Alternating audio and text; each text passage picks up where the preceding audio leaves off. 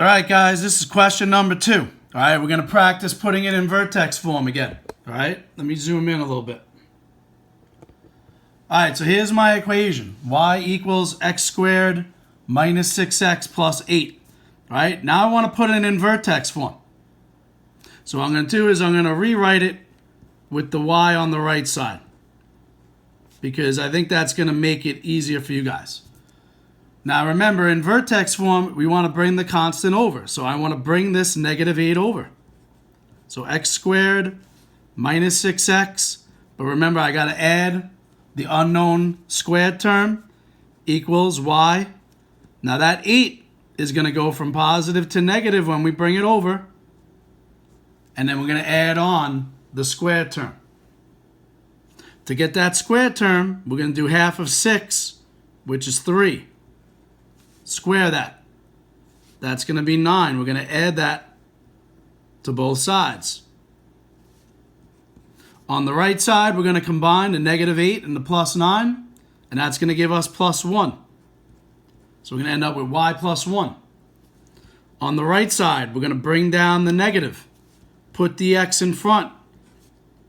Put it in parentheses. We want to get y by itself because we're trying to get this equation in y equals. So I'm going to bring the negative 1 back over. When I bring it over, it's going to become minus 1.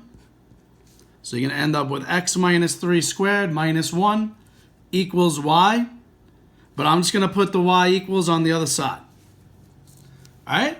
So this is my equation in vertex form. This represents my x. But remember, it's the opposite. So it's negative 3. So my vertex is going to be positive 3. The opposite sign of whatever this is. This represents my y. So my vertex is positive 3, negative 1.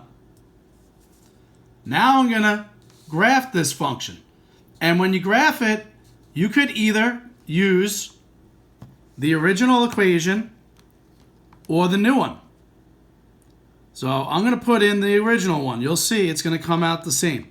X squared minus 6x plus 8. And you know what? In y2, I'm going to put it in vertex form. So you'll see it's going to be the same equation. X minus 3 squared minus 1. I'm going to graph it. You're going to see what it looks like. All right? Remember I said the vertex was going to be 3, negative 1. If you look at my graph, it's over 3 and down 1. So that's my vertex. And if I go to my table of values, all right, see how the y1 and y2, they're the same. So that's telling me that the two equations are equivalent.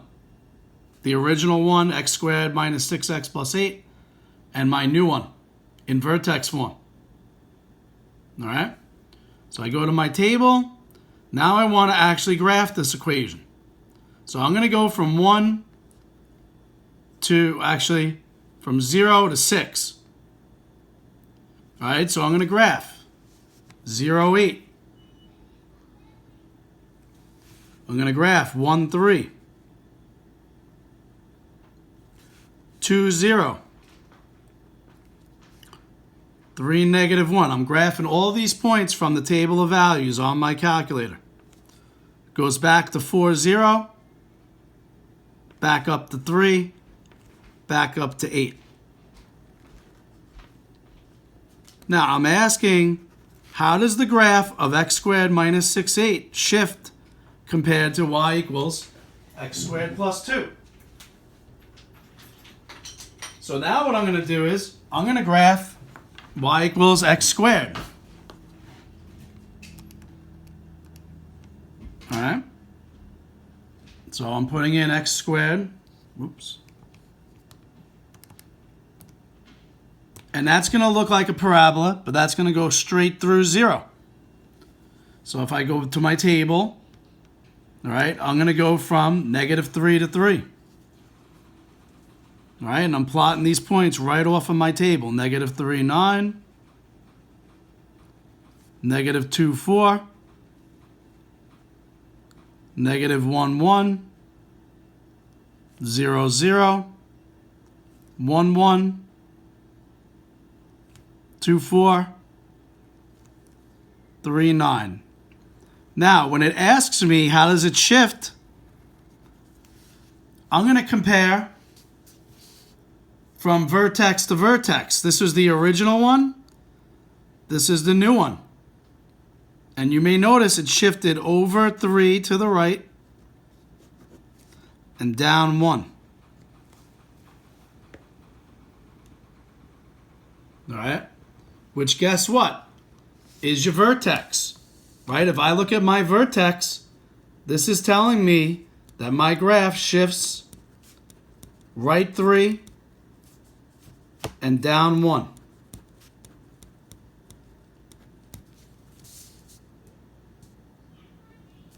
All right?